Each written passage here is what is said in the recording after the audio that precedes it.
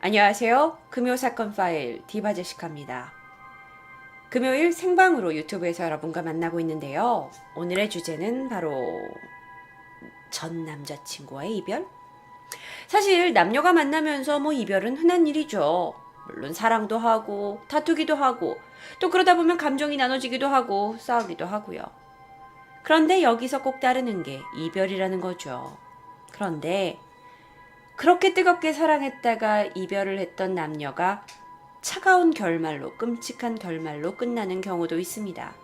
그런데 이별에 유독 남자가 가해자가 되는 이유가 가해자가 되는 경우가 많이 있어요. 그건 왜 그럴까요? 남자들이 신체적으로 여성들보다 힘이 세서? 그것도 이유가 될 수 있겠지만 심리학자들은요. 남자는요, 본능에서 그 소유욕이 여자보다 훨씬 강하다고 해요. 그래서 사귀는 이성을 내 거라고 생각을 하게 되죠. 내 거의 소유욕을 갖게 되는 거죠. 그래서 여자가 이별을 통보하게 되면 감히 네가? 라는 생각을 갖게 된다고 심리학자들이 말을 해요. 자, 한국에는요, 이별로 인한 살인사건이 점점 늘어나고 있는 실정입니다. 정말 요즘은 사람을 만나는 게 두려울 정도로 끔찍한 사건들이 벌어지고 있는데요. 첫 번째 사건부터 얘기해 드릴게요. 2015년 5월 18일이었습니다. 충북 제천의 한 야산에서 여성의 시신이 발견됐어요. 바로 이런 형태로요. 깊이 1m 정도 판 구덩이에서 시멘트로 안매장된 시신이었는데요. 완벽하게 가려지기 위해서 굴토와 철근까지 넣어진 채 발견됐습니다. 시신은 부검 결과 26살의 김선정 씨로 밝혀졌습니다. 아주 아름다운 외모의 소유자인데요. 왜 그녀가 이렇게 끔찍한 모습으로 발견이 되었을까요? 김선정 씨는요, 중학교 때 미국으로 유학을 갔었대요. 그래서 뉴욕에 있는 명문대를 3년 만에 조기 졸업할 정도로 굉장히 똑똑했다고 해요. 그런데 그녀가 이렇게 생을 참혹하게 마무리할 수밖에 없었을까요? 자, 그녀는 학교를 졸업하고 한국으로 돌아와서 새로운 꿈을 꾸고 있었습니다. 어려운 형편에 부모님이 유학을 도와주셨기 때문에 한국에 와서 이제 자신이 부모님을 또는 또 나머지 형제들을 부양해야 된다는 큰 책임감을 가지고 있었죠. 그래서 이런 부모님의 기대를 저버리지 않고 그녀는 한 대기업에 합격을 했다고 해요. 그래서 취업이 확정되어 있었던 상태였어요. 그래서 그녀는 앞으로 이제 자기가 가족들을 부양할 수 있다는 희망에 가득 차 있었다고 합니다. 이 취업 소식을 부모님께 깜짝 선물로 자랑할 걸로 생각을 하고 있던 그녀가 26살 꽃다운 나이에 차가운 시멘트 속에 갇혀서 생을 마감했습니다. 이 사건을 조사하던 경찰이 유력한 용의자 선상에 그녀의 전 남자친구를 올리게 됩니다. 바로 이 사람인데요. 자, 그녀의 남자친구는 25살, 부산의 한 어학원에서 선생님과 제자 사이로 이 두 사람이 만났다고 합니다. 그래서 서울까지 같이 올라오게 돼서 사실 동거까지 하게 된 아주 깊은 사이였다고 해요. 하지만 데이트 폭력에 시달리던 김성전 씨가 이 두 사람의 이별의 끝을 원했어요. 그리고 우리의 예상대로 남자는 이를 거부했죠. 자, 여자의 이별 통보에 배신감을 느낀 이 씨가 범행을 저질렀을 수도 있어요. 사실 이 정황은 두 사람의 문자를 통해서도 추측이 가능합니다. 문자 내용 보실게요. 만나면 삭제하게 해줄랬더만. 그래, 이제 서로 죽일 악연이 되자.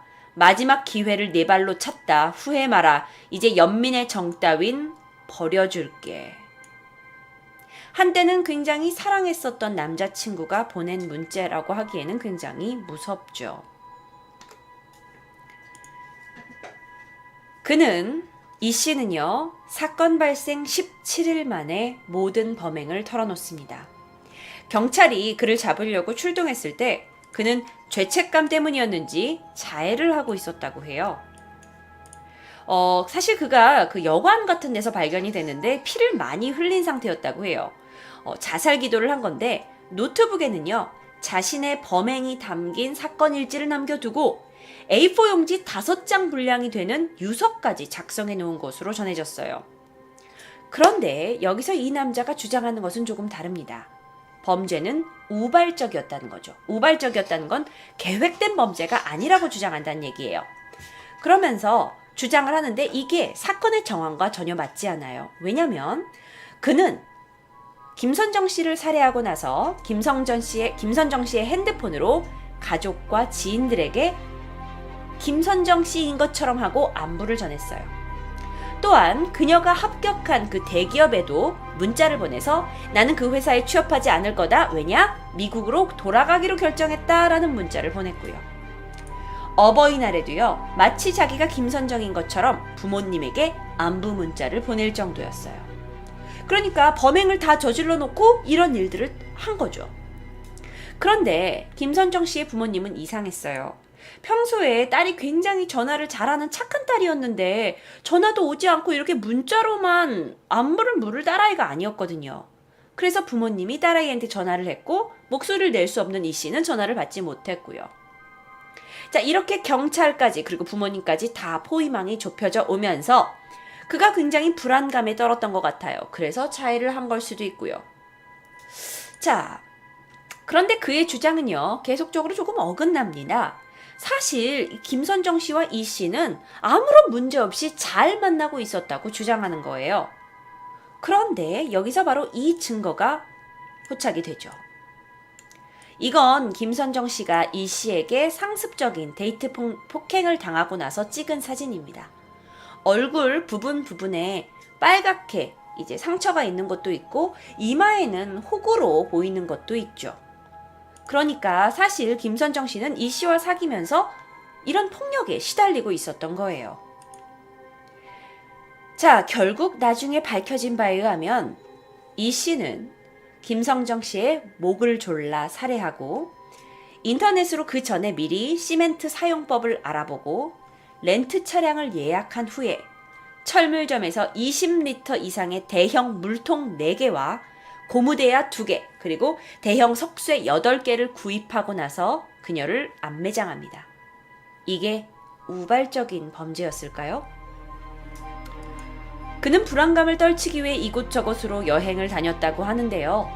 그저 도망 다닌 건 아니었을까요? 그의 범행 일지가 남아 있습니다. 그는 2015년 5월 2일 살인을 저질렀고요.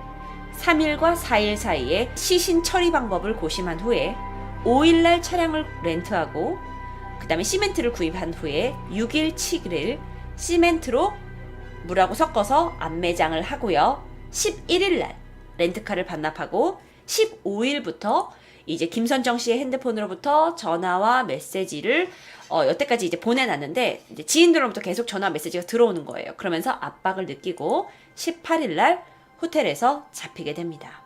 그는 한때 굉장히 다정했던 남자친구였어요. 그리고 김선정 씨 또한 한때 그를 굉장히 사랑했던 사이였고요. 하지만 결론적으로 그는 헤어진 여자친구에게 악의로 어떤 이제 화가 났다라는 표시만 하려고 했다고 하지만 사실 그의 결과는 암매장으로 이어졌고요.